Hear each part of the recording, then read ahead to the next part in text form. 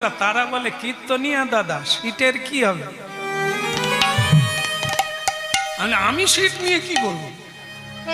আমি আমার গাড়ি ছেড়ে দেবে, আমি নেমে গেলাম। ভক্তমন্ডলী মায়েরা, এই যে আমরা গাড়ির উপরে বসে কত ঝগড়া করলাম, তোমার বাবা আর আমার বাবার সিট আমার, কিন্তু সিট কার?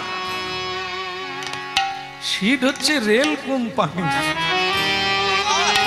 তাদের সিট। কত লোক উঠলো নামলো, সিট কেউ নিয়ে যাবে?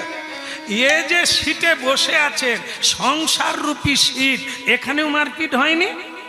এ তো আমার, হ্যাঁ মাথা ফাটিয়ে দেবো, এ আমার জায়গায়, এক পা দিবি ভেঙে দেবো একবারে।